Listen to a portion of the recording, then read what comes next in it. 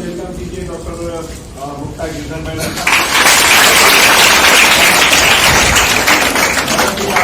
थोड़ी बातें करेंगी जो साइंस टेक्नोलॉजी से रिलेटेड होगी और जो बेसिक जो बहुत जरूरी है हमारे और आपके life. Thank you so much sir. मुझे जानकर बहुत अच्छा लगा कि इसमें 95% लोग ऐसे हैं जो डॉक्टर बनना चाहते हैं, है ना? तो मैं थोड़ा सा आपको इसके बारे में बताऊं कि अगर आप मेडिकल में जाना चाहते हो तो मेडिकल में भी बहुत सारी ब्रांच है और बहुत सारी वेज और मीन्स है। एकदम यही मतलब नहीं कि आपको MBBS ही करना है, BSc भी होता है इसमें, MBBS, BAMS, BHMS सबको पता है, पर इसकी ब्रांचेस बहुत ज्यादा है।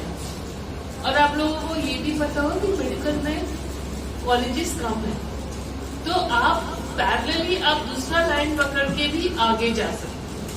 Don't be get disappoint when you can not get admitted to government college, क्योंकि प्राइवेट कॉलेजेस की फीस भी बहुत ज्यादा है ना?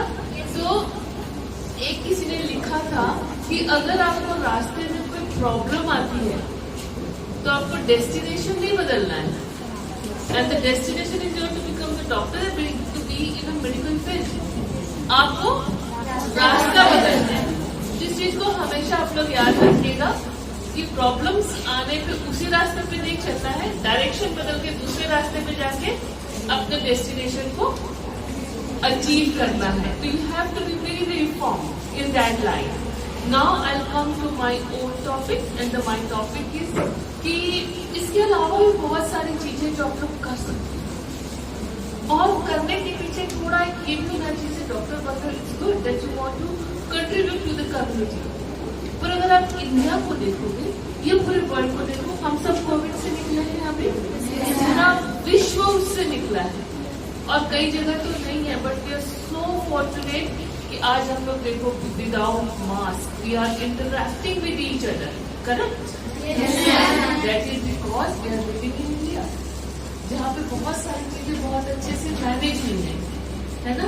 तो अगर आप इंडिया को और थोड़ा ध्यान से देखोगे तो उसमें बहुत सारे डिजास्टर्स हो रहे हैं। डिजास्टर्स बेसिकली 2 टाइप्स के होते हैं, नेचुरल और मैन-मेड डिजास्टर। और अगर हम नेचुरल डिजास्टर की बात करें, थोड़ा बहुत शायद आप लोग के भी कोर्स में आ जाएगा, 11th और 12th है, डिजास्टर मैनेजमेंट एक कंपल्सरी सब्जेक्ट है। फिर भी मैं थोड़ा सा जस्ट आइडिया देती हूँ कि ऊपर जो हिमालय रेंज है that is prone to earthquake, because of earthquake there is landslide. और आप बिलीव नहीं करोगे, मैंने अभी 2 दिन पहले एक पेपर में पढ़ा था कि हमारे देश में, उसमें बिहार भी इंक्लूड था, बिहार, झारखंड और छत्तीसगढ़, ये 3 स्टेट्स मिलाकर 3 दिन में 28 से 30 8,000 जगह पे फॉरेस्ट फायर लगी। और आप इमेजिन करो कि हम एक ट्री को प्लांट कर रहे हैं ताकि हमारा एनवायरमेंट जो है वो ठीक है। तो वो भी एक अपने आप में डिजास्टर है। नीचे आओ, नीचे फ्लड हो जाता है, बीच वाला हिस्सा जो है हिमालय से नीचे की तरफ आते हो तो वहाँ पे फ्लड से थोड़ा और आप नीचे जाओगे, जो कोस्टल एरिया है जो वी का शेप बनाता है ना, वहाँ पे चक्रवाती तूफान, साइक्लोन और सुनामी आता है। सुनामी आप लोगों ने सुना है ना? उसके इम्पैक्ट पता है आपको? नहीं पता होंगे। उस समय हमारा वार्निंग सिस्टम भी उतना स्ट्रांग नहीं था और हमारा सैटेलाइट कम्युनिकेशन भी उतना स्ट्रांग नहीं था, तो हमें मैसेज नहीं मिला। Basically the tsunami is earthquake on the ocean, और उसको ट्रैवल करने में 2 घंटे लगे, और उसने पूरा साउथ एशियन कंट्री में सुनामी आया, which includes Thailand, Myanmar, Philippines, इसके बाद नीचे वाले श्रीलंका, ये सारी कंट्री में एक साथ आया। और अगर हम इंडिया की बात करें तो इंडिया में एक रात में 2.5 लाख लोग खत्म थे। मतलब इतनी तेज वेव्स आई थी जो 30 to 40 फीट हाई, तेजी से आई और तेजी से चली गई और अपने साथ लोगों को अंदर ले गई। तो उससे बहुत ज्यादा नुकसान हुआ, आज तक वहाँ पे हो रहा है। ऊपर अर्थक्वेक आते हैं, एक अर्थक्वेक आता है $100 बिलियन $200 बिलियन का नुकसान हो जाता है। इस इसके अलावा बहुत सारे मैनमेड डिजास्टर होते हैं, केमिकल, बायोलॉजिकल, रेडियोलॉजिकल, न्यूक्लियर, है ना। उसके अलावा एक हम बोल रहे हैं क्लाइमेट चेंज, जो भी डॉक्टर योगिता ने बताया था। यहाँ पे आप लोग कंट्रीब्यूट कर सकते हैं। थोड़ा सा मैं बताऊंगी कि अभी अभी सारी वर्ल्ड में came together and they have signed a treaty कि उसमें हम 2030 तक अपने यहाँ का कार्बन एमिशन कम करेंगे। कभी आप लोगों ने सोचा कि कार्बन एमिशन कम क्यों करना है? Global warming. And what is global warming? और why the earth is heating?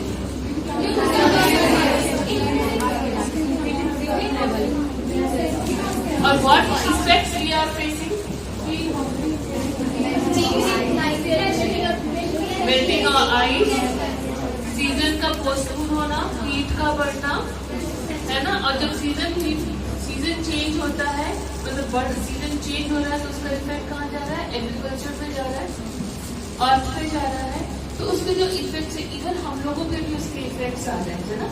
गर्मी बहुत ज्यादा बढ़ती जा रही है, पानी कम होता जा रहा है। तो उसके ऊपर कंक्लूजन ये है कि हम क्या कर सकते हैं, आप लोग क्या कर सकते हैं, आप लोग क्या कंट्रीब्यूट कर सकते हो कि हमारा जो इन्वायरमेंट है पहले से बेटर हो, पहले से खराब ना हो। क्या करोगे आप लोग?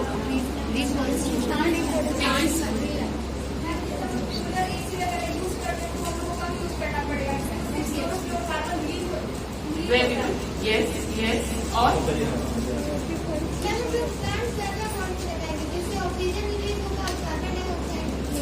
Very good. सी, मैं यहाँ पे ये सुनना चाहती हूँ कि हमने लगाया, आप लोग घर जाके लगाएंगे नहीं, लगाएं और उसको नर्चर करें, पानी डालें, उसको बढ़ाएं, ताकि 10 साल 15 साल के बाद आप देखो यहाँ पे 100 बच्चे तो 100 पौधे खड़े हो जाएंगे, है ना। जैसे उन्होंने बोला कि हम एसी उसको कम चलाएंगे, नहीं, कम चलाना शुरू करो आप। और कोई, और हम क्या कर सकते हैं? Yes,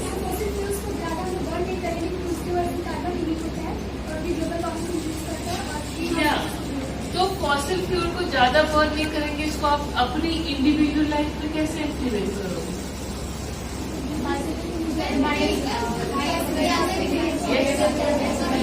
yes, great. और एक चीज है जो आप लोग कर सकते हो, reduce plastic. Try to bring water bottle, paper bag use करो, वाटर बॉटल को स्टील वाली में या कांच वाली में चेंज करो, लंच बॉक्स को उसमें चेंज करो, है ना। वाटर को सेव करो,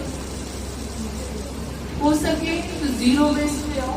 zero waste is what you know, घर से कचरा जो है उसको रिसाइकल करना, ताकि हम एनवायरनमेंट को कम से कम पोल्यूट करें, ठीक है। तो ऐसी 3-4 चीजें मैं चाहती हूँ कि आज से आप लोग उसको अपनी लाइफ में इंक्लूड करें, तो एटलीस्ट हम कहीं ना कहीं इस डिजास्टर्स को कम करेंगे। और डिजास्टर को कम करके मतलब हम अपनी इकोनॉमी को स्ट्रॉन्ग करेंगे, हमारा नुकसान कम होगा और हम अपने देश को कंट्रीब्यूट करेंगे, है ना। और आप लोग क्या हो, आप लोग हमारे देश का भविष्य हो। आज से 10 साल के बाद आप लोग बहुत अच्छी जगह पे होंगे। आई विश कि आप लोग बहुत अच्छी जगह पे हो, जहाँ से आपके डायरेक्शन में प्लांटेशन का काम हो, प्लास्टिक रिमूवल का काम हो। आप एक बार बोले और सारे लोग सुने, जैसे कोई कलेक्टर बनना चाह रहा है, कोई जज बनना चाह रहा है, तो अगर कोई ऐसी न्यूज आती है केसेस, तो स्ट्रेट फॉरवर्ड बोले no, this things are wrong, please do it correct, है ना। So yeah, congratulations and best of luck. जिसने जो डिसाइड किया, please try and really work hard, not only the work hard but apply your wisdom also, तभी तो आपका hard work है वो सक्सेसफुल होगा, है ना। सिर्फ हार्ड वर्क नहीं चाहिए, उसके साथ इंटेलिजेंस भी चाहिए, उसको अप्लाई करो and grab the opportunity. Okay, thank you.